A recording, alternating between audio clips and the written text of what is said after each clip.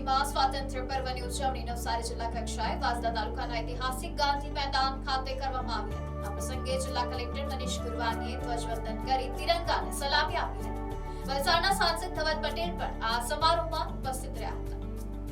નવસારી જિલ્લા કલેક્ટર મનીષ ગુરવાનીએ સમગ્ર જિલ્લાવાસીઓને 80મા સ્વાતંત્ર્ય પર્વની શુભેચ્છાઓ પાઠવી હતી। તેમણે જણાવ્યું હતું કે સદીઓના સંઘર્ષ અને અનેક ક્રાંતિકારીઓના બલિદાન બાદ 15મી ઓગસ્ટ 1947ના રોજ દેશ આઝાદ થયો હતો। આઝાદીનું જતન કરવું અને દેશને વધુ મજબૂત બનાવવો એ સૌની સામૂહિક જવાબદારી છે। કલેક્ટરે નવસારી જિલ્લાના ઐતિહાસિક મહત્વનો ઉલ્લેખ કરતા ઉમેર્યું હતું કે હિન્દ સ્વરાજની લડતનું પ્રતીક બનેલું ઐતિહાસિક દાંડી ગામ નવસારીની ભૂમિ પર આવેલું છે। 12 માર્ચ 1930ના રોજ મહાત્મા ગાંધીજીએ સાબરમતી આશ્રમથી શરૂ કરેલી દાંડી કૂચ 6 એપ્રિલ 1930ના રોજ દાંડી પહોંચી હતી, જ્યાં મીઠાનો કાયદો તોડીને અહિંસક સત્યાગ્રહનો શંખનાદ કરવામાં આવ્યો હતો।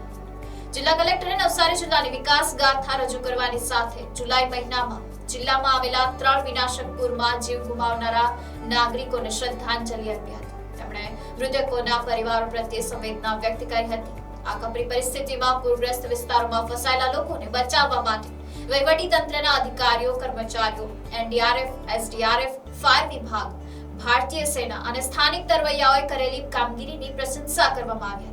પૂરપીડિત માટે ભોજન, આશ્રય અને રાહત સામગ્રી પહોંચાડવામાં મદદ કરનાર સામાજિક સંસ્થાઓ, એનજીઓ, રાજકીય આગેવાનો અને પત્રકારોના સહયોગને પણ કલેક્ટરે બિરદાવ્યું હતું।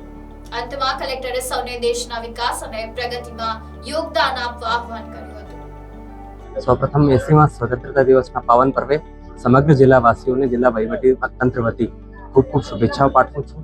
આજે એવો દિવસ છે જ્યારે આપણે બધા કોઈ પણ જ્ઞાતિ, ધર્મ, સંપ્રદાય ભૂલીને રાષ્ટ્ર ધર્મમાં પોતાનો ફાળો આપનાર, રાષ્ટ્ર માટે જીવ ન્યોછાવર કરનાર તમામ વીર શહીદોને યાદ કરીએ છીએ અને એમના પાસેથી પ્રેરણા લઈએ છીએ।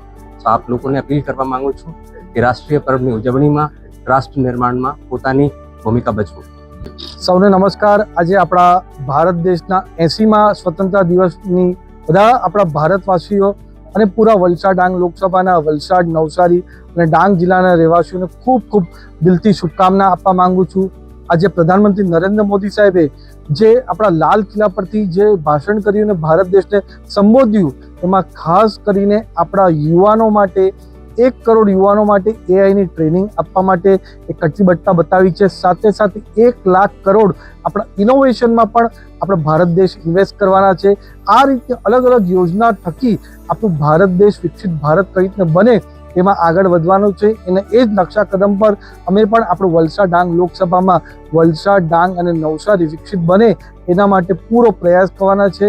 પાછા બધા જ અમારા નવસારી, ડાંગ અને વલસાડના રહેવાસીઓને સ્વતંત્રતા દિવસની ખૂબ ખૂબ દિલથી શુભકામના। આજે ખાસ કરીને જ્યારે આપણો ભારત દેશનો 80મો સ્વતંત્રતા દિવસ છે ત્યારે બધા વિકાસના કાર્યો પૂરા ભારત દેશમાં થઈ રહ્યા છે। એ રીતે વલસાડ, ડાંગ, નવસારીમાં પણ અલગ અલગ પ્રોજેક્ટ ચાલી રહ્યા છે, ચાહે આપણે ચેકડેમના હોય, રસ્તાના હોય, બ્રિજના હોય, પુલના હોય। અને આપણા નરેન્દ્ર મોદી સાહેબ માને છે કે જેટલો વિકાસ આપણા ભારત દેશનો થવો જોઈએ, ઇન્ફ્રાસ્ટ્રક્ચર થવું જોઈએ, એટલું જ આપણા જે પવિત્ર યાત્રાધામ છે, પવિત્ર તીર્થ સ્થાન છે એના પણ થવા જોઈએ। એના માટે ખાસ કરીને જે આપણા ગુજરાતમાં નવસારી જિલ્લામાં અને વાંસદા તાલુકામાં જે ઉનાઈનું આપણું પ્રખ્યાત મંદિર આવ્યું છે એમાં પણ એનું નવીનીકરણ થાય, રામ મંદિર બને એના માટે ગુજરાત સરકાર પૂરી રીતે પ્રતિબદ્ધ છે। અને એના માટે ભૂપેન્દ્ર પટેલ સાહેબના આશીર્વાદથી, માર્ગદર્શનથી આપણા ઉપમુખ્યમંત્રી હર્ષભાઈ સંઘવી સાહેબે પૂરું મહેનત કરીને આ પ્રોજેક્ટ કઈ રીતના સારું બની શકે એના માટે પૂરો પ્રયાસ કરી રહ્યા છે। અને આપણા કનુભાઈ અને નરેશભાઈના પૂરા સહયોગથી આપણા ઉનાઈ રામ મંદિરનું પણ નવીનીકરણ થાય, મંદિર પણ થાય, સાથે સાથે પૂરો પ્રગતિ પથ પણ બને, પ્રદક્ષિણા પથ પણ બને અને ત્યાં લાઇબ્રેરી અને બીજો હોલ પણ બને। એના માટે પૂરું હમણાં જોગવાઈ ચાલી રહી છે। હમણાં એનું પ્રેઝન્ટેશન પણ રિવ્યૂ કર્યું।